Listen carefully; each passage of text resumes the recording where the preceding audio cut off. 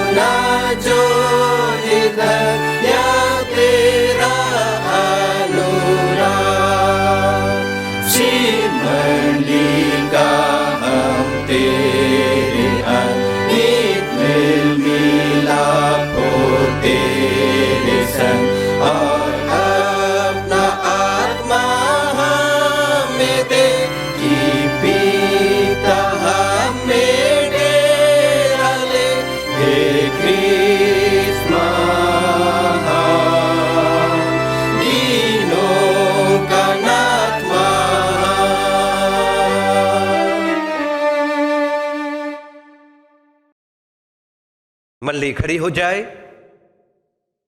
परमेश्वर पिता और पुत्र और पवित्र आत्मा के नाम से आमीन। हमारी सहायता ईश्वर के नाम से है जिसने स्वर्ग और पृथ्वी को सिरजा।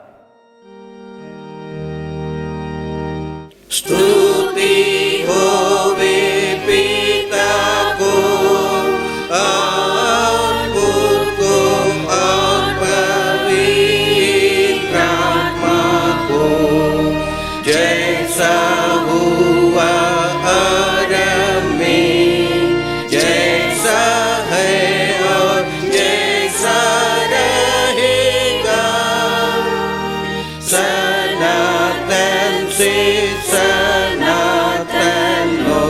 आमीन। हम ईश्वर के सामने अपने पापों को दीनताई से मान लें।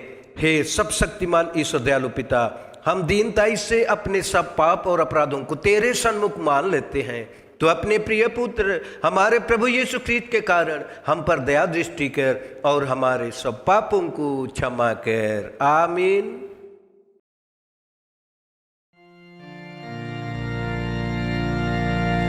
प्रभु हम पर दया कर, ख्रीस्त हम पर दया कर, प्रभु हम पर दया कर। शांति का वचन सुने। यदि कोई पाप करे तो पिता के पास हमारा एक सहायक अर्थात धार्मिक यीशु ख्रीस्त है, और वही हमारे पापों के लिए प्रायश्चित है, और केवल हमारे नहीं परंतु सारे जगत के पापों के लिए भी। आमीन।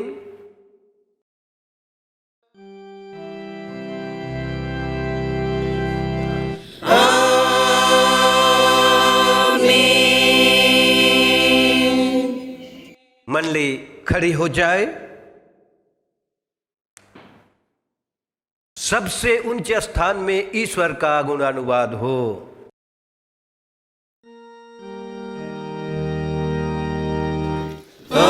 पृथ्वी पर कुशल और मनुष्यों में प्रसन्नता हो।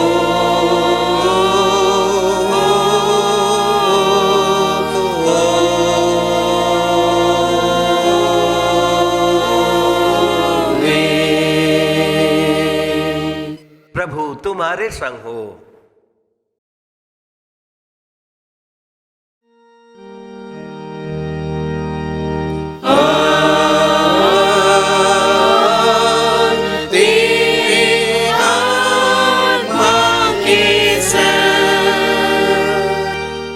हम प्रार्थना करें। हे प्रभु यीशु, सब शक्तिमान परमेश्वर के सच एकलौते पुत्र, हम तेरा धन्यवाद करते हैं कि तूने अपने पवित्र आत्मा को हमारे पास भेज देने की वाचा दी है, और हम इसी तेरी प्रतिज्ञा पर आसरा करके दीनताई से तेरी विनती करते हैं कि शांति दाता पवित्र आत्मा के द्वारा हमारी सहायता कर कि हम तेरी निर्मल सच्चाई को बिना डर मान लें, उसके कारण आनंद से दुख भी उठाएं, तुझ में और तेरे वचन में नित्य ठहरे, और दुख और सुख में तेरे नाम की स्तुति और धन्यवाद करते रहें। आमीन।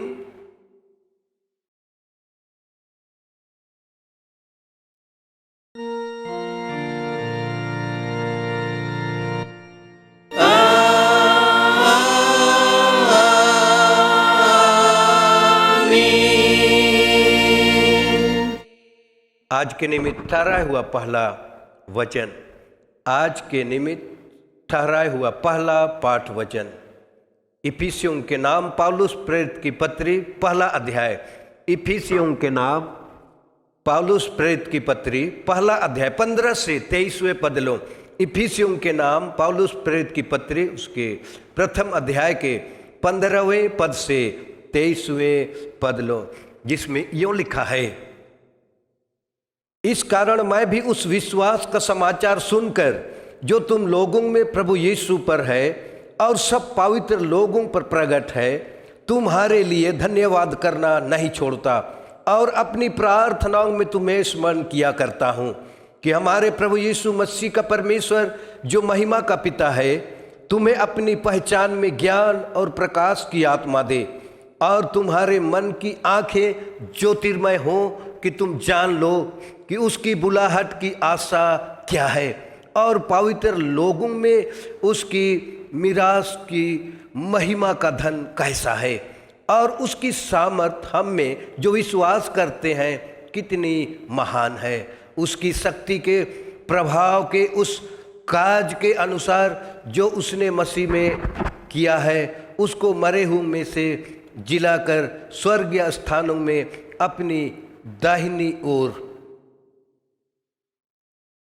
सब प्रकार की प्रधानता और अधिकार और सामर्थ और प्रभुता के और हर एक नाम के ऊपर जो न केवल इस लोक में पर आने वाले लोक में भी लिया जाएगा, बैठाया और सब कुछ उसके पांवों तले कर दिया और उससे सब वस्तुओं पर शिरोमणि ठहरा कर कलीसिया को दे दिया। यह उसकी देह है और उसी की परिपूर्णता है जो सब में सब कुछ पूर्ण करता है। आमीन। तेरा धन्यवाद हुए हे ख्रिस्ट यीशु। हालेलुया।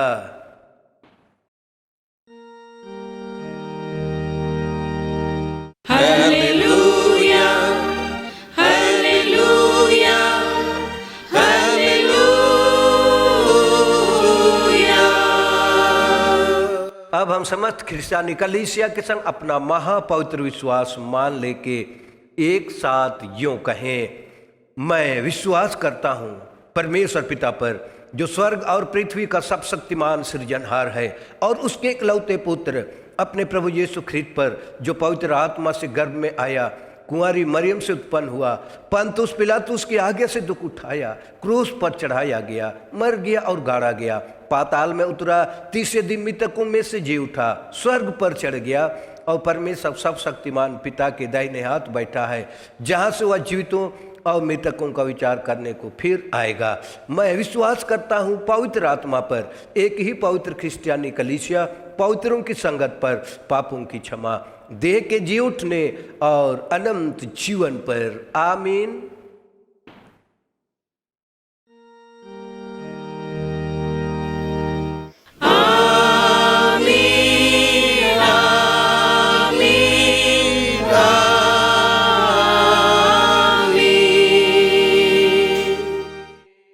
मंडली बैठ जाएगी।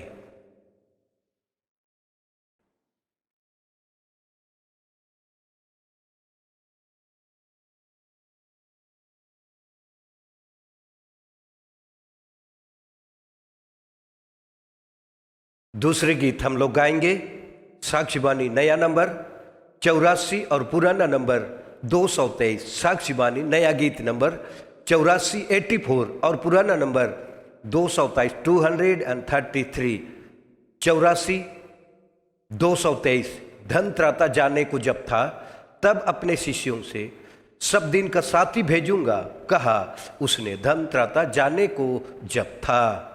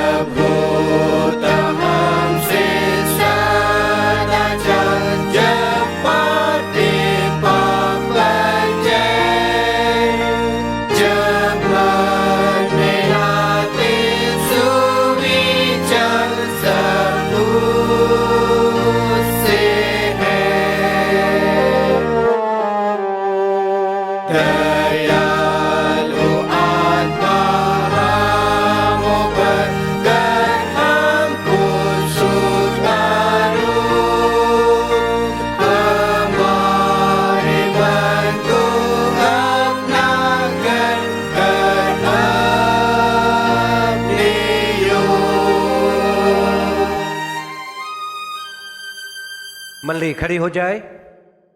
हमारे पिता परमेश्वर और स्वर्गारोहित यीशु ख्रीस्त की ओर से सबों का अनुग्रह और शांति बहुतायत से मिले, आमीन। हम प्रार्थना करें। महान पिता परमेश्वर, तेरे निकट आते हैं धन्यवादी मन भेंट के साथ।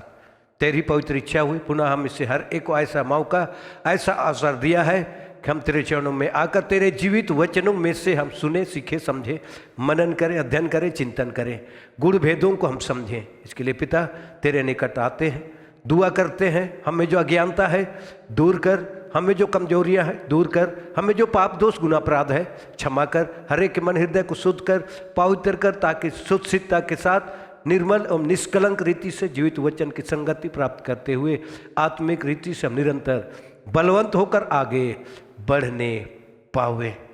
सारी महिमा तुझको देते हैं, प्रार्थना यीशु नाम में ग्रहण कर ले, आमीन। आज के लिए 18वां उपदेश के निमित्त जो वचन है जो हमें मिलता है यूहन्ना रचित सुसमाचार अध्याय 15 पद 26 से 16 अध्याय के 4 पद लो। यूहन्ना रचित सुसमाचार उसके 15वें अध्याय के 26वें पद से 16 अध्याय के 4 पद लो, जिसमें यूं लिखा है, परंतु जब वह सहायक आएगा जिससे मैं तुम्हारे पास पिता की ओर से भेजूंगा, अर्थात सत्य का आत्मा जो पिता की ओर से निकलता है, तो वह मेरी गवाही देगा। और तुम भी मेरे गवाह हो, क्योंकि तुम आरंभ से मेरे साथ रहे हो। ये बातें मैंने तुमसे इसलिए कही कि तुम ठोकर ना खाओ। वे तुम्हें आराधनालयों में से निकाल देंगे, वरन वह समय आता है कि जो कोई तुम्हें मार डालेगा वह समझेगा कि मैं परमेश्वर की सेवा करता हूँ। ऐसा वे इसलिए करेंगे कि उन्होंने ना पिता को जाना है और ना मुझे जानते हैं। परंतु ये बातें मैंने इसलिए तुमसे कहीं कि जब इनका समय आए तो तुम्हें स्मरण आ जाए कि मैंने तुमसे पहले ही कह दिया था, आमीन। मन ले बैठ जाएगी।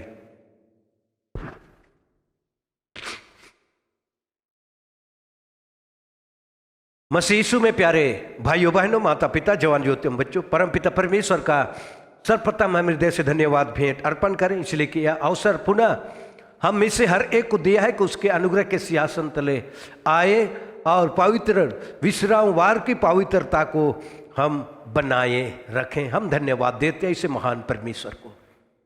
आज के रविवार का नाम है एक सऊदी अर्थात मेरी सुन, जो कि भजन संहिता 27 उसके 7वें पद पर आधारित है, जिसमें यूँ लिखा है, हे यहोवा मेरी सुन, मैं पुकारता हूँ।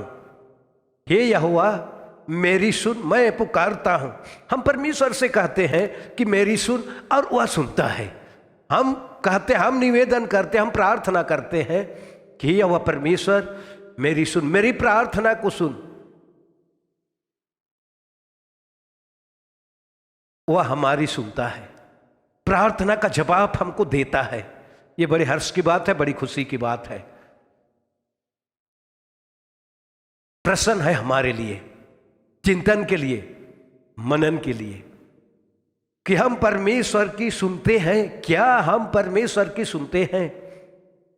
ये हमारे लिए सबसे बड़ी बात है। आज के इस रविवार के नाम पर हम यहोवा परमेश्वर से कहते हैं कि हे यहोवा, हम पुकारते हैं, हमारी सुन, या मैं पुकारता हूं, मेरी सुन। क्या हम परमेश्वर की सुनते हैं? क्या उसको सुनकर हम पूरा करते हैं? अब्राहम के जीवन से हम लेवें। अब्राहम ईश्वर की सुनता था और मानता भी था, पूरा भी करता था। अब्राहम ईश्वर की सुनता था, मानता था और पूरा करता था। तो ईश्वर भी अब्राहम की सुनता था, मानता था और उसको पूरा करता था। परमेश्वर ने अब्राहम से कही, अपने इकलौते बेटे को लेकर मेरे लिए बलि कर दे।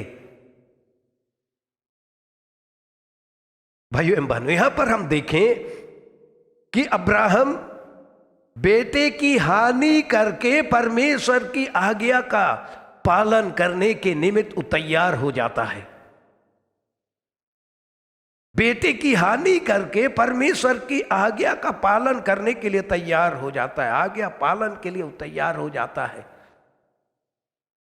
इसका अर्थ है कि परमेश्वर के साथ घनिष्ठ संबंध परमेश्वर के साथ घनिष्ठ संबंध।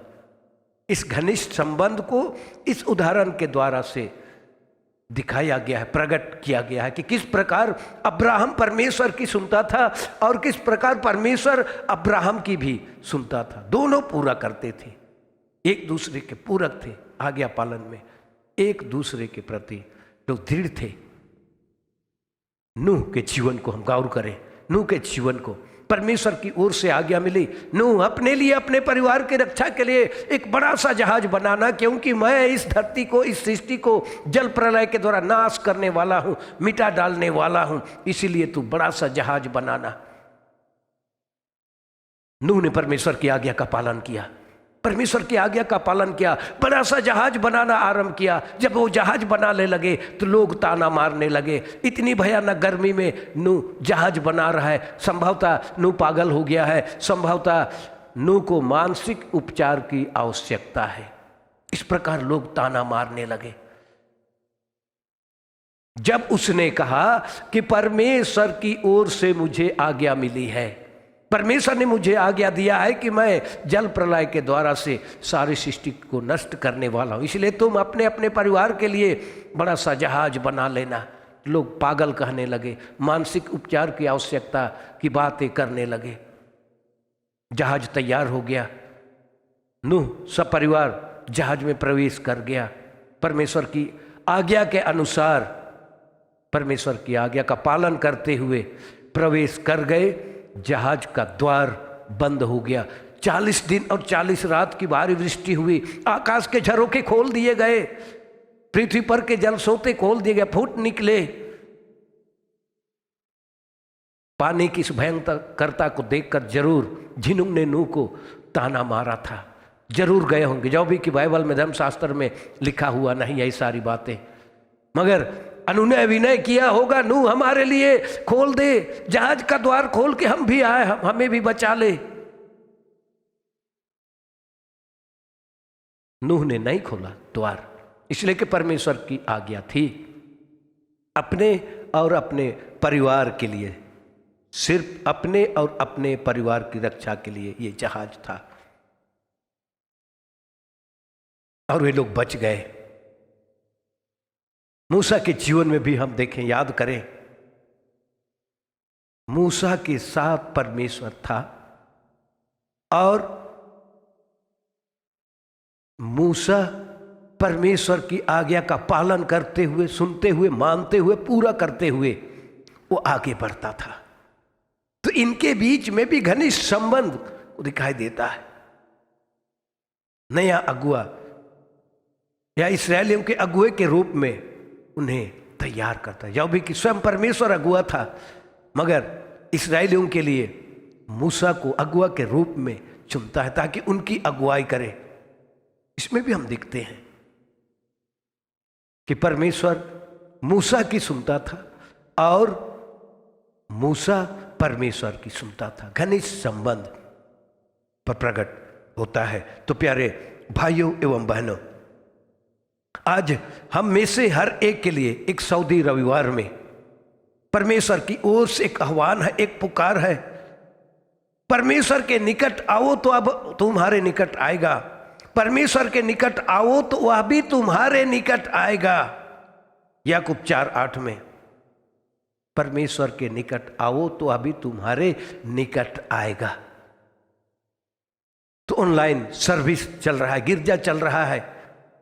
आज हम कितने इस ऑनलाइन गिरजा को सीरियसली ले रहा है, ये हमारे लिए है, सोचने का विषय है, समझने का विषय है। इसलिए पूरे मसीहियों की भलाई के लिए प्रबंध किया जा रहा है ऑनलाइन गिरजा, कि हम घर बैठे ईश्वरीय आराधना करें। आज हमें भी सोचना है, क्या हम ऑनलाइन गिरजे के द्वारा से परमेश्वर के निकट आते हैं? जैसा उसने कहा, परमेश्वर के निकट आओ तो अभी तुम्हारे निकट आएगा। यदि हम ऑनलाइन गिरजा के द्वारा से उसके निकट आते हैं तो परमेश्वर अपनी उपस्थिति हमारे बीच में अदृश्य रूप से देता है। इसलिए बीते दिनों से आह्वान किया जा रहा है कि आप जैसे रविवार को गिरजाघर में गिरजा करते हैं, ठीक उसी प्रकार ऑनलाइन गिरजा में भी आप अपने को तैयार रखें। ऐसा ना हो कि हम टीवी सीरियल देख रहे हैं, बैठे हुए हैं आराम से, उस रूप में नहीं। आजकल नागिन का सीरियल चल रहा है, वो नहीं छूटता है। उधर सब्जी जल जाए कोई बात नहीं, लेकिन सीरियल जरूरी है, उसके लिए हम टाइम निकालते हैं। मैं नहीं कहता कि वो नागिन सीरियल आप ना देखें, उसको भी देखें, मगर ऑनलाइन सर्विस जो हो रहा है बड़ी मेहनत के साथ में ये संपन्न किया जा रहा है। तकलीफें उठाकर, मुश्किलें उठाकर, भूख प्यास सहते हुए जो कि प्रबंध किया जा रहा, आप उसको किस रूप में सीरियसली लेता? क्या आप परमेश्वर की सुन रहे हैं? वो तो पुकार रहा है, मेरे निकट आओ, मेरे पास आओ, मैं तुम्हारे पास आऊंगा। इसलिए यीशु मसीह ने कभी कहा था, जिसके सुनने के कान हो सुने, जिसके सुनने के कान हो सुने।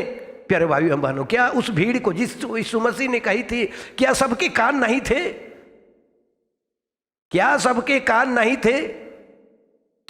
या सबके सब बहरे थे? जो कि यीशु ने उनसे कही कि जिसके सुनने के कान हो सुने। प्यारे भाइयों बहनों, उनकी ढिठाई के कारण से यीशु मसीह को ये बातें कहनी पड़ी। कान तो सबके थे, सुनते भी सब कोई थे, मगर आज्ञा पालन, यदि परमेश्वर की आज्ञा का पालन सुन करके नहीं कर पा रहे हैं तो समझे कान रहते हुए वे बहरे हैं। यदि उसके कामों को आंख रहते हुए देख रहे हैं और यदि उस पर यकीन ना करे, विश्वास ना करे, तो आंख रहते हुए वो अंधे हैं।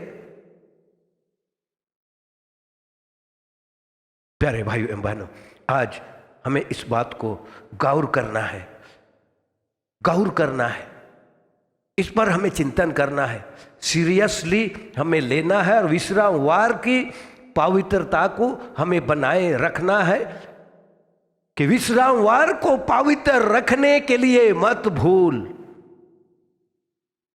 आज हम धन्य हैं, जितने ऑनलाइन सर्विस में है, गिरजा में है, हम धन्य हैं, इसलिए कि परमेश्वर के निकट आए हैं और परमेश्वर हमारे निकट है, भी हमारे निकट आए। प्यारे भाइयों एवं बहनों, पिता परमेश्वर ने भिन्न भिन्न समय में अपने आप को प्रकट किया, भिन्न भिन्न लोगों के बीच में अपने आप को। जैसे नूह के जीवन में अपने आप को प्रकट किया, नूह के जीवन में प्रकट किया, जहाज बनवा करके उनकी सुरक्षा करके। दूसरा, अब्राहम के जीवन में उसने प्रकट किया अपने आप को, मूसा के जीवन में भी प्रकट किया। लोगों ने की सुनी, बहुत तेरे लोग सुने, माने भी। अब हम देखें अंत में परमेश्वर ने स्वयं को यीशु मसीह के द्वारा से इस धरती पर प्रकट किया, लोगों के बीच में ले आया, लोगों के बीच में अपने आप को प्रकट किया। यीशु मसीह के द्वारा से स्वयं परमेश्वर अपने आप को इस धरती पर हर एक के जीवन में प्रकट किया, हर एक के जीवन में प्रकट किया। सबसे पहले यीशु ने काना नगर के विवाह भोज में परमेश्वर पिता की महिमा की, कच्चे पानी को दाखरस बनाकर, कच्चे पानी को दाखरस बनाकर उसने पिता परमेश्वर की महिमा की, पिता परमेश्वर की महिमा की। मुर्दों को जिलाया उसने। प्यारे भाइयों बहनों, यीशु मसीह ने इस धरती पर आकर के मुर्दों को जिलाया, मरे हुओं को जिलाया, जो कि कोई मानवीय शक्ति ऐसा नहीं कर सकती है।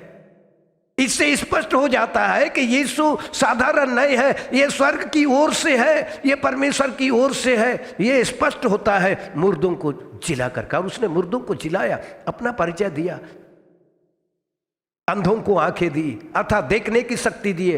यीशु मसीह ने जन्म से अंधों को भी, जन्म के अंधे को भी उसने देखने की शक्ति दी, आंखें दी। लंगड़ों को पैर अर्थात चलने की शक्ति दिए, बहरों को सुनने अर्थात कान दिए ताकि वे लोग सुन सकें, गूंगों को बोलने की शक्ति दिए, गूंगे बोलने लगे, कोढ़ी चंगे किए गए, कोढ़ रोग से ग्रसित अर्थात कोढ़ी चंगे किए गए। दुष्ट आत्मा से ग्रसित लोगों में से दुष्ट आत्माओं को यीशु मसीह ने निकाल बाहर कर दिया। इससे स्पष्ट होता है कि ये परमेश्वर की ओर से आया है, परमेश्वर द्वारा भेजा गया, परमेश्वर का अभिषिक्त जन है। प्यारे भाइयों एवं बहनों, इतना होने के बावजूद भी यीशु के प्रति लोगों का विश्वास कुछ अलग ही रहा यीशु के प्रति। यूना 1:10-11 में हम पाते हैं, वह जगत में था और जगत उसके द्वारा उत्पन्न हुआ और जगत ने उससे अर्थात उद्धार करता यीशु मसीह को, राजाओं के राजा को, प्रभुओं के प्रभु को उसने अर्थात जगत ने नहीं पहचाना। वह जगत में था और जगत उसके द्वारा उत्पन्न हुआ और जगत ने उससे नहीं पहचाना। वह अपनों के घर आया और उसके अपनों ने ही उससे ग्रहण नहीं किया। इतना बड़ा काम यीशु मसीह ने उनकी आंखों के सामने किया। मुर्दे जिलाए गए, अंधे देखने लगे, लंगड़े चलने लगे, बहरे सुनने लगे, गूंगे बोलने लगे, कोढ़ी शुद्ध किए जा रहे हैं, दुष्ट आत्मा निकाल बाहर कर दिए जा रहे हैं। विश्वास कर लेना चाहिए। मगर उसके विरोध में क्या बोलने लगे कि ये शैतान की सहायता से, ये दुष्ट आत्मा की सहायता से चंगाई का काम करता है। इस प्रकार का विरोध उनके द्वारा से हुआ, भयानक विरोध हुआ।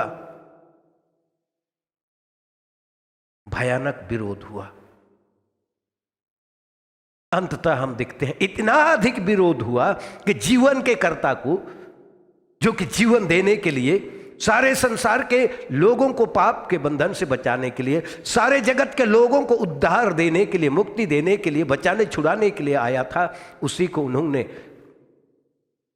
बेदर्दी के साथ तड़पा कर क्रूस पर चढ़ाकर मार डाला। यीशु मसीह मरे हुए में से तीसरे दिन जी उठा। उसके बाद तो विश्वास कर लेना चाहिए कि ये साधारण, ये परमेश्वर का अभिषिक्त जन है, परमेश्वर का भेजा हुआ है, विश्वास कर लेना चाहिए था। फिर भी उन्होंने विश्वास नहीं किया। तो आज के उपदेश के निमित्त जो वचन है, हम दो विशेष कामों को देखते हैं जिसको यीशु मसीह ने किया। दो विशेष काम है जिसको यीशु मसीह ने किया। पहला काम, उसने प्रकट किया लोगों के बीच में कि पाप क्या है, इसको उसने प्रकट किया। जैसा हम सभी जानते हैं कि पाप परमेश्वर की आज्ञा का उल्लंघन करना है, परमेश्वर की इच्छा के विपरीत चलना, ये पाप है। आज्ञा को नहीं माना, व्यवस्था का उल्लंघन करना, बहुत सारे बातें हैं पाप के निमित्त। तो उसने प्रकट किया कि पाप क्या है, और पाप का प्रतिफल मृत्यु भी है, अनंत मृत्यु भी है। पाप की मजदूरी मृत्यु है, इसको उसने प्रकट किया। प्यारे भाइयों बहनों, पाप जिससे पिता परमेश्वर को नफरत होती है, घृणा करते हैं, पाप से पिता परमेश्वर नफरत करते हैं, पाप से पिता परमेश्वर घृणा करते हैं। जो भी कि हम पापियों से वो प्रेम रखता है। परमेश्वर ने जगत से ऐसा प्रेम किया कि उसने अपना इकलौता पुत्र दिया ताकि जो कोई उस पर विश्वास करे वह नाश ना हो परंतु अनंत जीवन पाए। इसका मतलब है कि हम पापियों से प्रेम रखता है, मगर इसके विपरीत पाप से वो नफरत करता है। इसीलिए पाप सहित व्यक्ति परमेश्वर के राज में कभी प्रवेश नहीं कर सकता। इसलिए कि परमेश्वर पवित्र है, परमेश्वर का राज पवित्र है, वहां पर पाप सहित हम नहीं आ सकते हैं, पाप रहित होकर जाना पड़ेगा। अर्थात धार्मिकता के साथ में, जो कि परमेश्वर के हाथ में है, धर्मी होकर के हम वहां जा सकते। इसके विषय में यीशु मसीह ने प्रकट किया। और दूसरा, पाप से उद्धार का उपाय उसने किया, यीशु मसीह ने।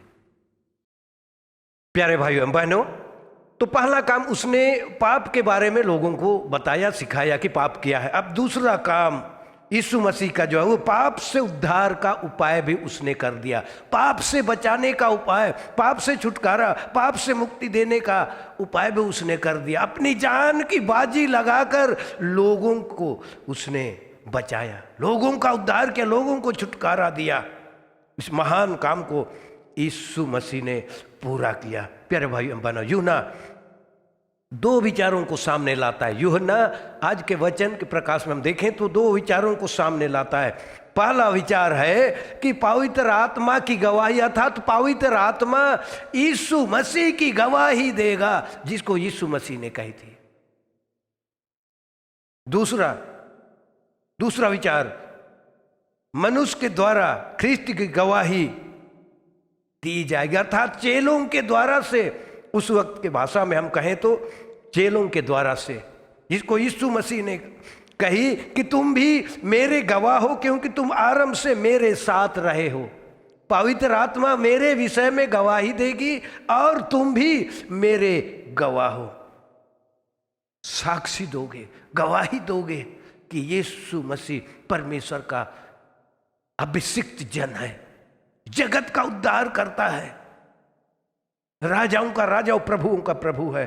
पवित्र आत्मा ने कभी गवाही दी और चेलों ने भी गवाही दी, इसलिए कि चेले आरंभ से यीशु के साथ रहे। यीशु मसीह ने जो कुछ भी किया चेले देख रहे थे, अपनी आंखों से देख रहे थे कि यीशु के सामने किस प्रकार सारे दुख और तकलीफें दूर हो जाती है। कहने मात्र से ही सब कोई चंगाई प्राप्त कर रहे थे, इसलिए गवाही देने के लिए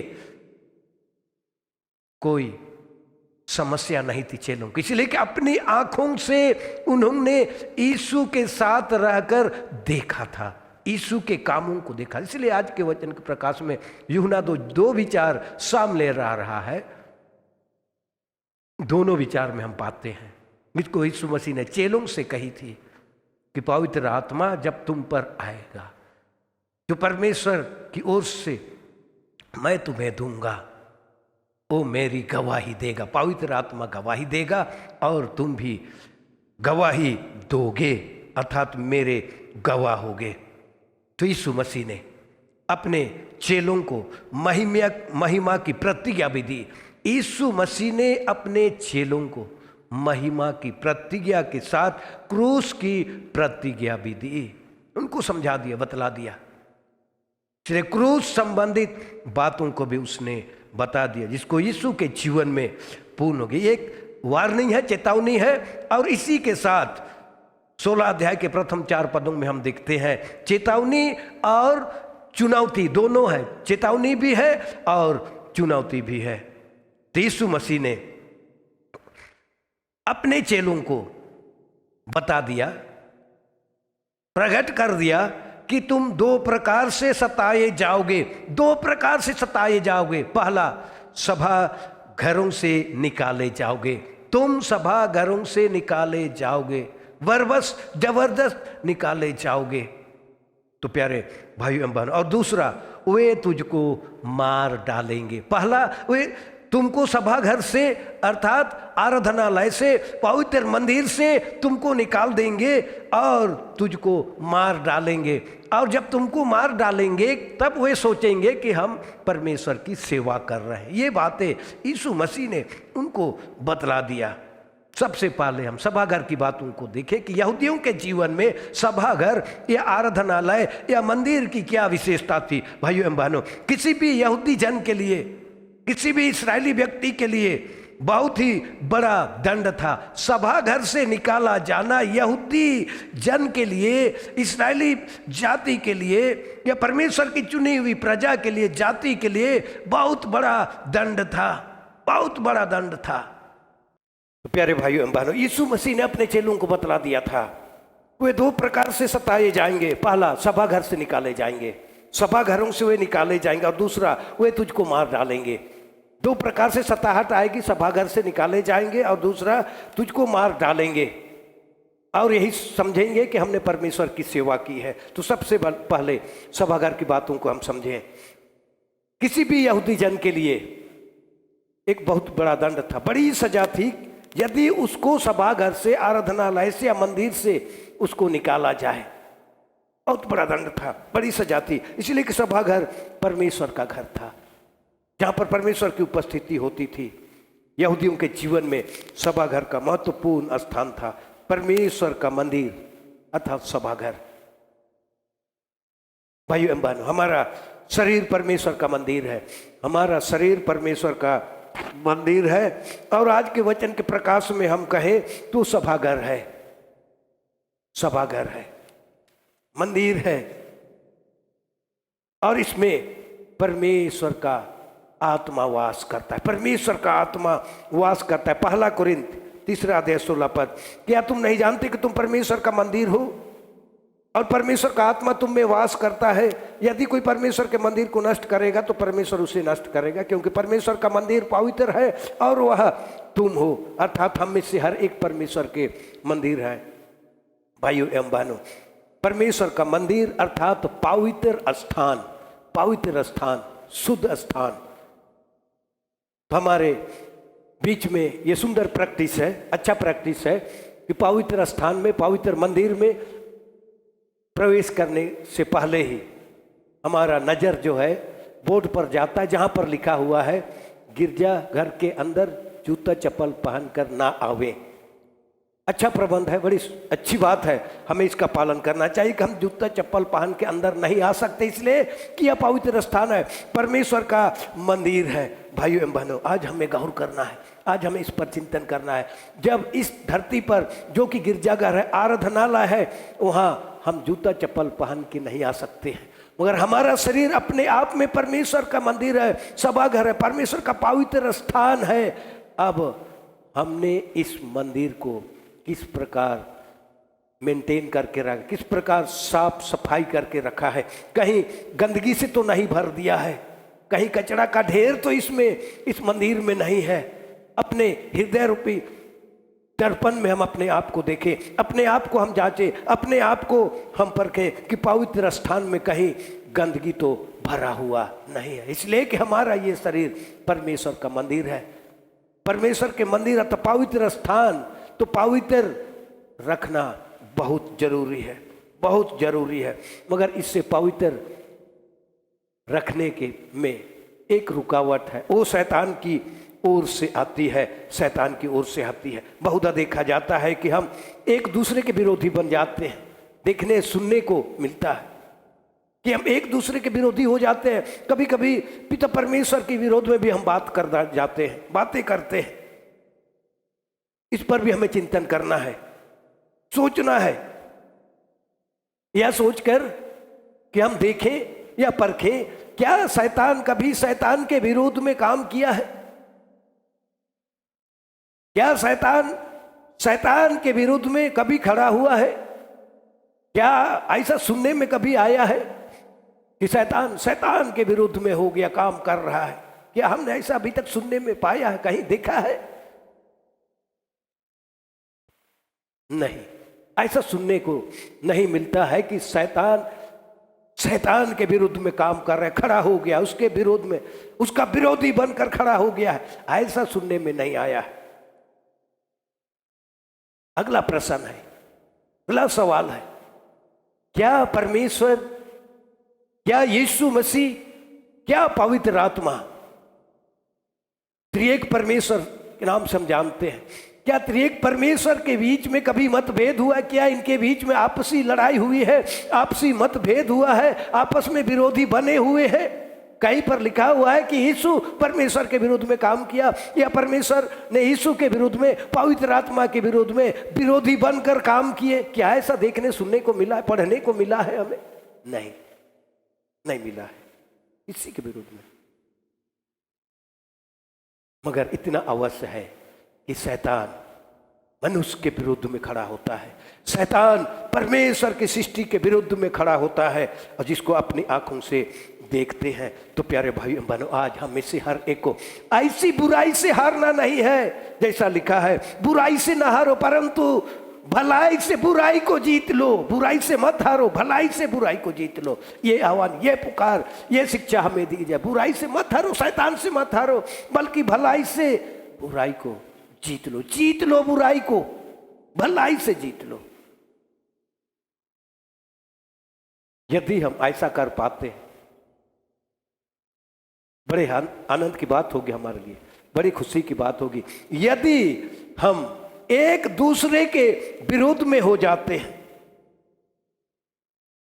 एक दूसरे के विरोध में, शैतान के विरोध में कभी नहीं हुआ, पिता पुत्र पवित्र आत्मा एक दूसरे के विरोध में कभी नहीं हुए, मगर हम मनुष्य हो जाते हैं एक दूसरे के विरोध में।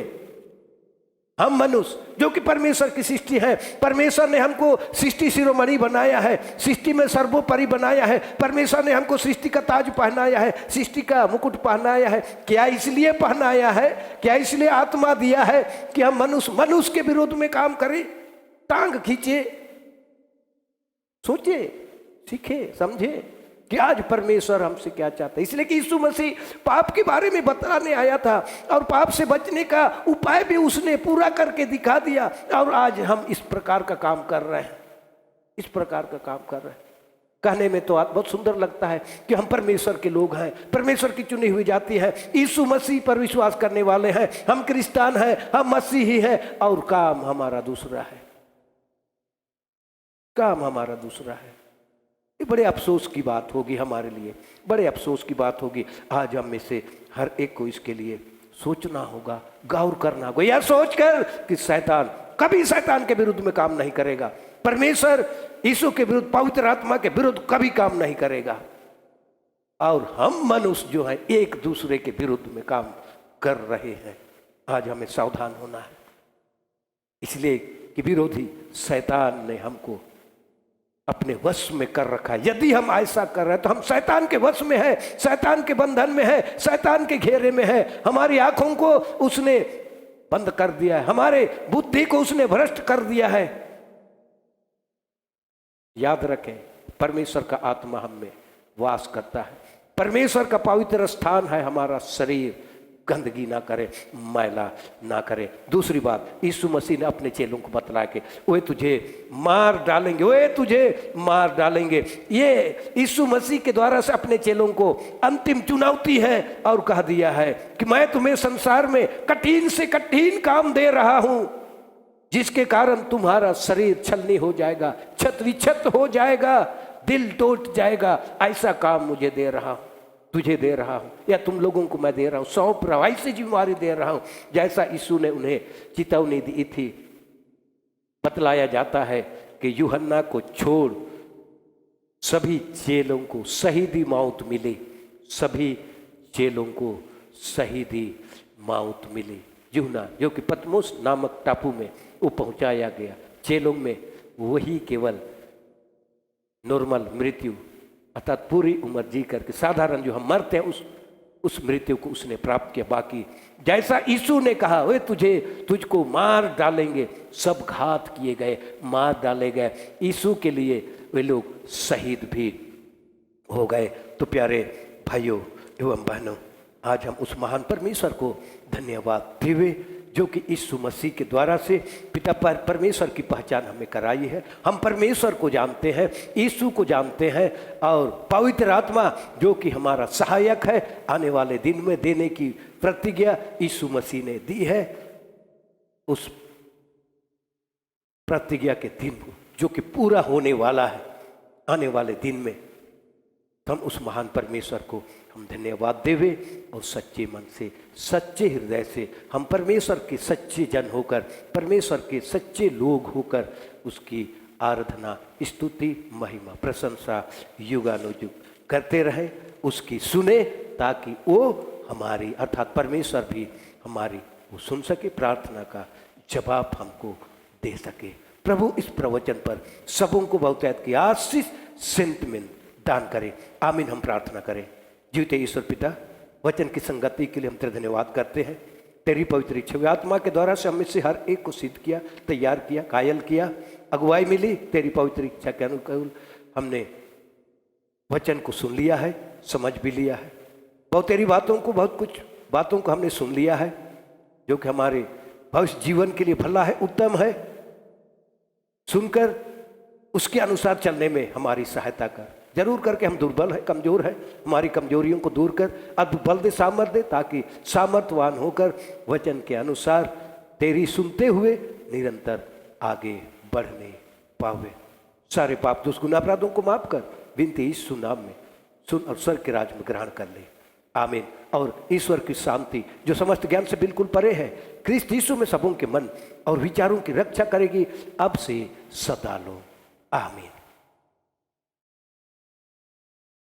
अंत में हम लोग गाएंगे साक्षीवाणी नया गीत नंबर 164, पुराना 75, नया नंबर 164, पुराना नंबर 75, 164 एंड 75। इसी गीत को गाते हुए दान संग्रह किया जाए।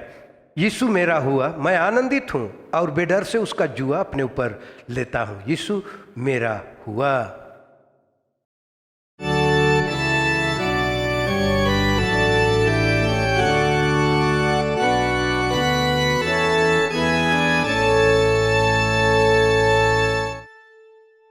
यीशु मेरा हुआ, मैं आनंदित हूँ और बेडर से उसका जुआ अपने ऊपर लेता हूँ। आवे जो कुछ आवे, ख्रीस्त के प्रेम से मुझे क्या मिलना है। यीशु मेरा हुआ, दूर हो सुख विलास, पाप के मारे यीशु हुआ, क्या पाप हो सदा। मेरा सुख है लड़ना, सरकार राजा ख्रीस्त का धन पकड़ना। यीशु मेरा हुआ, हर संसार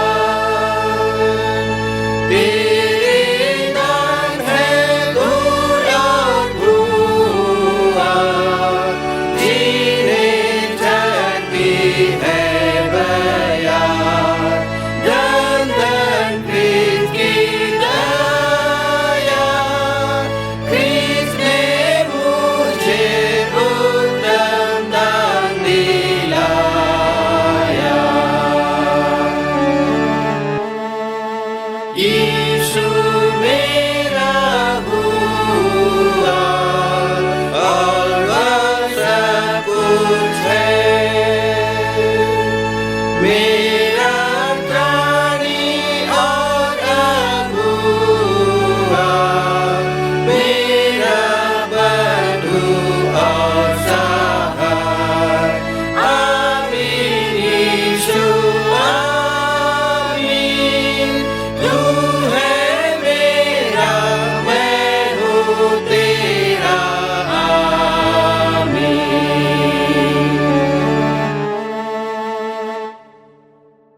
मंडली खड़ी हो जाए। पिता परमेश्वर का धन्यवाद हम प्रार्थना करें। हे प्रभु परमेश्वर स्वर्गवासी पिता, हम तेरी विनती करते हैं अपनी ख्रिस्तानी कलीसिया और उसके सारे सेवकों की अगुवाई कर कि वे तेरे वचन के निर्मल उपदेश में ठहरे, जिससे सच विश्वास और प्रेम हमें बढ़े और दिढ़ाया जाए। हे प्रभु, भारत रिपब्लिक के हमारे प्रेसिडेंट, इस प्रांत के गवर्नर, राज्य के सभाओं, वो मंत्रिमंडलों, सब न्यायियों, वो हाकिमों और सब राज कर्मचारियों को आशीष दे और उनकी अगुवाई करके वे न्याय और धर्म से देश की सेवा करें और हम कुशल चयन से सारी भक्ति और गंभीरता से काल बिताएं। हमारी कलीसिया सभाओं, सेंट्रल काउंसिल, डायसीसन काउंसिल और कलीसिया की अन्य मंडली सभाओं को आशीष दे कि वे इस मंडली को तेरी पवित्र इच्छा के अनुसार चलाएं। जगत की लूथेरान कलीसिया और देश विदेश के हमारे सभी ख्रिस्त विश्वासी मित्रों को आशीष दे कि हम ख्रिस्तीय प्रेम और सहयोग में आगे बढ़ें और जगत में तेरी साक्षी के लिए अधिक सामर्थ पाएं। हमारी कलीसिया के सब काम पर आशीष दे, लड़के लड़कियों की शिक्षा पर आशीष दे कि वे तेरे भय, प्रेम और भरोसा में बढ़ते जाएं। कलीसिया के विद्यालयों, शिक्षण प्रशिक्षण महाविद्यालयों और अन्य संस्थाओं को संभाल और उनको बढ़ती दे और उनके द्वारा कलीसिया के लिए आत्मिक और लौकिक आशीष दे। खेती बाड़ी और हर एक काम उद्यम को सफल कर, जिससे हर कोई सुविवेक से तेरे आगे चलें और अपनी जीविका पाएं। अपनी कृपा से उन सबों पर दृष्टि कर जो कंगालपन, रोग और नाना प्रकार की सकेती और दुख में है। उनको शांति दे। प्रार्थना के द्वारा से प्रभु में भाई जॉन तीड़ू और श्रीमती कुसुम तीड़ू को तेरे निकट लाते हैं, इसलिए कि 21/5/2020 को जो कि स्वर्गारोहण पर्व था, उस दिन उनका 46वां शादी सालगिरह संपन्न हो गया है। वैवाहिक जीवन की 46वें वर्ष की यात्रा इन्होंने पूर्ण किया और लंबी यात्रा में एक भरा पूरा जीवन देकर उन्हें आनंदित किया है। आज हर्षित तुम आनंदित मन से तेरे निकट आए हुए हैं। धन्यवाद भेंट दान अर्पण कर रहे हैं कि प्रभु की दया से हमारा वैवाहिक जीवन आशीषमय रहा है, आनंदमय रहा है। अब तक हम दोनों सकुशल हैं, स्वस्थ हैं प्रभु की बड़ी दया के कारण से। हे पिता, इनके धन्यवादी मन भेंट दान को हाबिल के भेंट के समान ग्रहण करते हुए संपूर्ण वैवाहिक जीवन में उन्हें स्वर्गीय आशीष बहुत ऐसे दान कर छिड़काने वाले दिनों में निकट भविष्य में 50वें वर्ष के लिए भी तैयारी कर रहे हैं। हे पिता, इसमें हमारी सहायता कर ताकि पूरी मंडली मिलकर, पूरे संबंधीगण मिलकर 40 वर्ष के बाद 50वें वर्ष जो निकट भविष्य में होने वाला है, उस आनंद में हम संभागी होने पाए। इसलिए दुआ करते हैं हमारी प्रार्थना को सुन ले, ग्रहण कर ले और दोनों को वैवाहिक जीवन की आशीष जैसे अब तक दिया है आने वाले दिनों में भी दान कर। इनके बेटे असीम को भी तेरे निकट लाते हैं, इसलिए कि अपने कार्य क्षेत्र में प्रोन्नति उनको मिल गई है। बड़ी खुशी की बात है। प्रभु की दया से मुझे प्रोन्नति मिली है, आगे बढ़ गया हूँ। हे पिता, उनकी सहायता अगुवाई कर और उनके धन्यवादी मन भेंट दान को ग्रहण करते हुए ड्यूटी जाने आने में साथ दे, ताकि उनका संपूर्ण ड्यूटी का कल आशीषमय हो, आनंदमय होने पाए। हे पिता, उनकी धर्मपत्नी किरण को तेरे निकट लाते हैं। हे पिता, इस वक्त छत्तीसगढ़ में है, उनके संग भी हो ले। इस महामारी के प्रकोप से उनको बचाए रख, ताकि समय की पूर्णता में अपने घर बार वालों से, अपने सास ससुर से, अपने धर्मपति से, घर के प्यारे जनों से सकुशल मिलने पाए। इसी के साथ सुश्री अंजलि तीड़ू को भी तेरे निकट लाते हैं, इसलिए कि तू आप ही ने तीड़ू परिवार में अर्थात कुसुम की गोद में भाई जॉन तीड़ू के लिए तो आप ही ने दिया है। वो भी छत्तीसगढ़ में ड्यूटी कर रहे हैं। हे पिता, तो आप उनके देह प्राण आत्मा की रक्षा कर, ताकि सब एक दिन तेरी छत्र छाया में रहकर महान प्रेम को स्मरण करते हुए तेरा गुणानुवाद करने पाए। आने वाले अचानक संकटों से, जोखिमों से तो आप पूरे तीड़ू परिवार की रक्षा रखवाली कर। हे पिता, प्रार्थना करते हैं उस घर से संबंधित जितने भी दूर अथवा निकट में संबंधीगण हैं, सबों को इसी वक्त तेरे चरणों में लाते हैं। हे पिता, उन सबों पर भी अपनी लुहान हाथ पसार, उन्हें भी स्वर्गीय आशीष से परिपूर्ण कर। हे पिता, प्रार्थना करते हैं हर्षित तुम आनंदित मन से जो भी मुट्ठी सिरनी के रूप में या इतवार सिरनी के रूप में या अपने मन से धन्यवाद भेंट के रूप में, लिफाफ दान के रूप में, स्वेच्छा दान के रूप में जितने भी दान अर्पण किए हैं, चाहे घड़ा दान हो चाहे अन्य दान हो, हे पिता, तू जैसे आप हाबिल के भेंट से खुश हुआ, प्रसन्न हुआ, उसे तू ग्रहण किया, आशीष दिया, उसी प्रकार हम में से हर एक ने भी जो कुछ अर्पण किया है उसे तू ग्रहण कर ले, स्वीकार कर ले, ताकि ऐसे दानों के द्वारा से हमारी घोषणा कलीसिया तेरी पवित्र इच्छा के अनुकूल निरंतर आगे बढ़ने पाए। स्वर्गीय पिता, हम तेरे निकट आते हैं इसलिए कि संकट के घड़ी में अति सहज से मिलने वाला इसी आशा विश्वास के साथ सभी रोगी दुखियों को तेरे निकट लाते यीशु नाम में उन्हें चंगाई दान कर, छूकर चंगा कर, अपने क्रोध की सामत, चंगा करने वाली सामत को प्रकट कर, ताकि एक दिन चंगे होकर तेरा गुणानुवाद जीवन भर करने पावे। प्रार्थना करते हैं हमारे कलीसिया के सब भाई बहनों के लिए जो दूसरे देशों में रहते हैं, दूसरे क्षेत्रों में रहते हैं, भिन्न भिन्न स्थानों में रहते हैं। हे पिता, वे सब जोखिम और परीक्षाओं में विश्वासी ठहरे। हम उनके लिए भी तेरी विनती करते हैं जो मंडली से निकाले गए, उलट हुए हैं, उन पर दया कर, कोई सच्चे पश्चाताप से तेरी ओर फिरे। सब मनुष्यों का त्राणी ठहर और उन पर जो अंधियारे में बैठे हैं मुक्ति का उजाला प्रकाश कर। हमको अपश्चातापी मृत्यु से बचा और अंत में अपने प्रिय पुत्र हमारे प्रभु यीशु ख्रीस्त के द्वारा स्वर्ग राज में ग्रहण कर। हे हमारे पिता, तू जो स्वर्ग में है, तेरा नाम पवित्र किया जाए, तेरा राज आए, तेरी इच्छा जैसे स्वर्ग में वैसे पृथ्वी पर भी हो। हमारी प्रतिदिन की रोटी आज हमको दे, और हमारे अपराधों को क्षमा कर जैसे हम भी अपने अपराधियों को क्षमा करते हैं, और हमको परीक्षा में मत डाल परंतु बुरे से छुड़ा, क्योंकि राज और पराक्रम और महात्म सदा तेरे ही हैं। आमीन।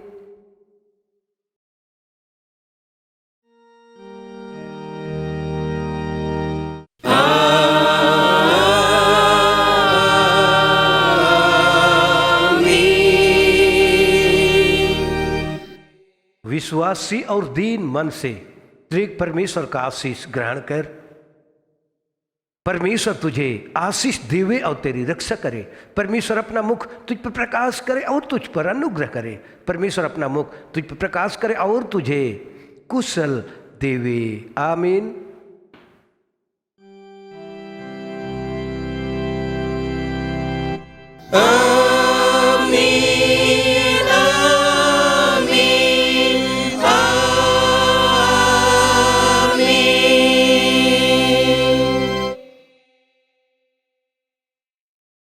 यीशु सहाय।